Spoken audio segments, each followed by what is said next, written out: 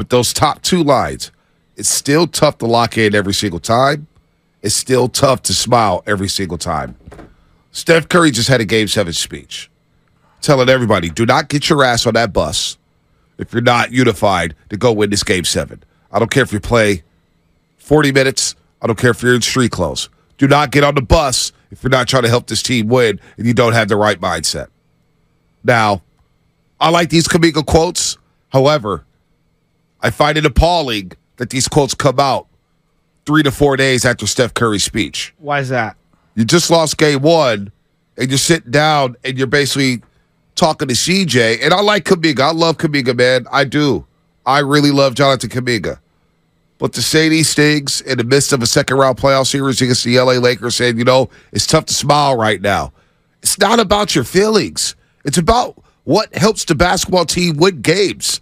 And I can't, I would have a problem if Clay said it, if Poole said it. I would have a problem if Draymond says things. But, people say it's not that deep, but it is. Steph Curry just had a speech in Game 7 basically said, do not get on the bus if you're emotionally not engaged with the team, if you're worried about your minutes, if you're worried about your individual play. And now, I get that Kuminga's being real. And he said, hey, it's tough to smile right now. But, boy, the timing of his quotes. It's not great. I'm not sure it's going to roll. I'm not sure everybody's going to be on board with this. That's totally fair. How old is Steph Curry right now? He's 35. Okay, and Jonathan Kuminga's 20. So there's a 15-year age gap. Kuminga is closer in age to Riley, his oldest daughter, than he is to Steph Curry. Now, you could say, Joe... So that's okay to go to the press? No, I'm not saying that. That's all I'm saying. I'm saying... But Valente, what I'm trying to do... That to me, could you see Moses Moody doing that? No, but they're different.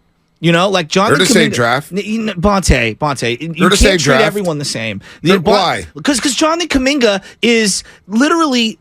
learning. First off, English is his second language. Okay, so number one, there is a learning curve culturally that I am trying to be sensitive to. That's number one. And number two, I also understand not all 20-year-olds are cut from the same cloth. Period. I don't care what they are. Some people have more mature backgrounds. Some people understand and deal with other things differently. So I'm not making it right. I'm not saying that. I'm just saying this guy and what he's going through, I think it's very, very public, and I'm trying to be empathetic. Yes, I don't have time to sit here and worry about Jonathan Kuminga's feelings. That I understand. Whether we're trying to win championships. Believe me, I understand all of that. But I also understand, the road that this guy's traveled is very unique to every other player on that team. Nobody is disputing that whatsoever. And I think that gives him perspective that's different. That's all. Nobody's disputing that whatsoever. He was a number one high school player. He was a baller, and we get his road that he's traveled here. And I get the want to play. I like that. The hunger to play in meaningful games. I get all that and what he's come from. Nobody's disputing his story, but he's here now. And he was the 7th overall pick, and now he's in the second year. And he got some opportunities early in the season. Now, why he hasn't gotten opportunities in the playoffs, that's on Steve Kerr. No, you know why? Because Andrew Wiggins is back. Well, I think it's very simple. Well, I think there's still some minutes for it, but no, I agree. But I'm saying back. The majority of those minutes that Andrew Wiggins is occupying, that's 30-something minutes that would have been allocated, not necessarily all to Kuminga, but to a lot of guys. But you know what?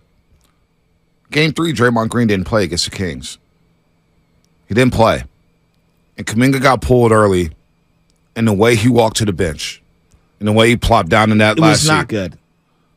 I'm just saying, man, at some point when he's been basically in the NBA for 3 years now. He was in the G League Ignite, and he was playing for Brian Shaw, a guy who's a champion. He's been around NBA people, personnel for a long, long time. Now, I like JK a lot. I do. And I understand his frustration. I really do. And I love the realness. But as athletes today, can't we just keep something in-house? Because now think about what this is going to create. Not everybody's going to have that same feeling you have about Jonathan Kuminga saying, I understand from him. No doubt. There's an entire article. His own teammates. I bet you CJ Holmes probably was like, wow, he's giving me a lot here. Holy smokes. I was shocked to see an article because I talk about it all the time, but off the floor, or if I get there early, it's like, man, I want to see Kuminga play. I may be the biggest Jonathan Kuminga fan here. I want to see him play. I think he deserves a run. But to see these comments 4 days after Steph Curry gave a speech basically about checking your emotions, checking your selfishness and saying, hey, what about the team? And that's for everybody. That's for JaMychal Green. That's for Jordan Poole. That's for Dante DiVincenzo. It's for everybody on the roster. And so I just find it very strange that these comments come out 4 days after that speech. And it's about you not being happy for playing. I get it. But he also said, yes, there was it's hard to smile. I get that part. But there was also I'm going to keep working and I'm going to be waiting for my opportunity. I'm obviously interpreting that part or paraphrasing that part. But he's also saying that he'll be ready for his opportunity, and since being subbed out, he hasn't had an opportunity. Yeah, and we get that. But I also don't get to see practice too. We don't see all the downtime. There could be so much more positive or negative that's happening behind the scenes that we don't see. So it's very difficult for me to put my finger on exactly what's going on here.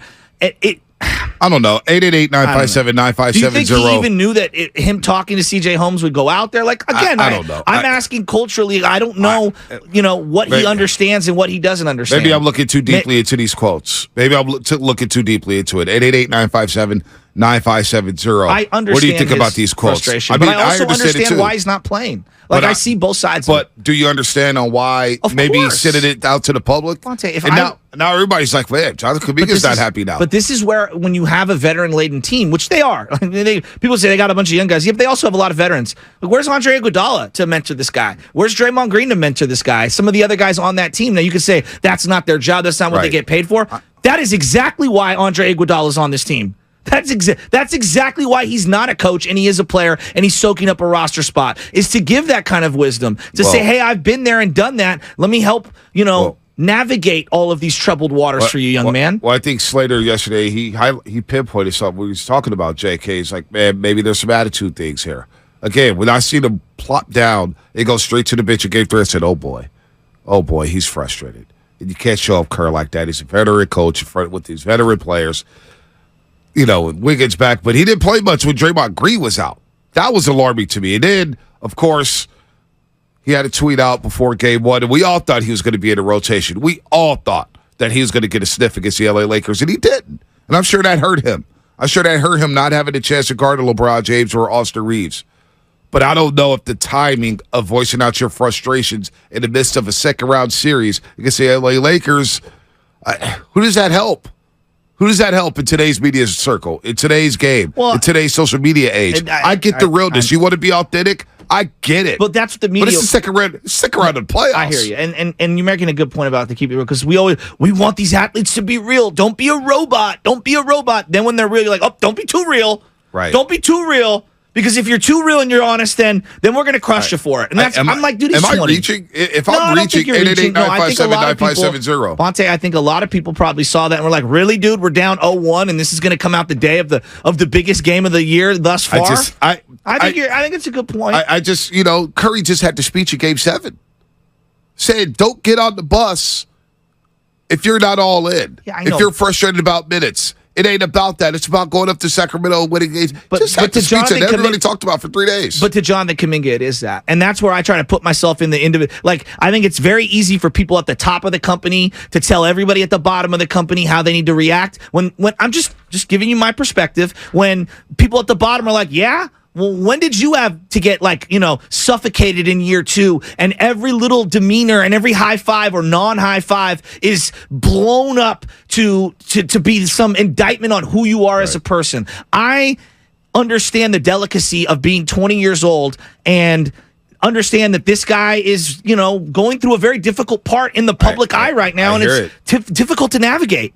The Quest for 5 brought to you by Merrill West Credit Union, working for you today, tomorrow, and together.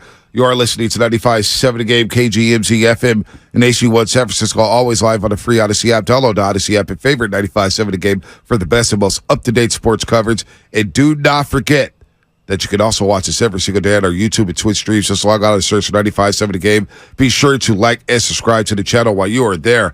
I was just surprised that came out. I was like, wow, okay. I know we can all see Kuminga's frustrated. We can all see he's frustrated. And I think fans are frustrated. I can see it. Because they haven't seen him. And knowing Kuminga, I know he's frustrated. Kuminga wanted to play in the finals last year.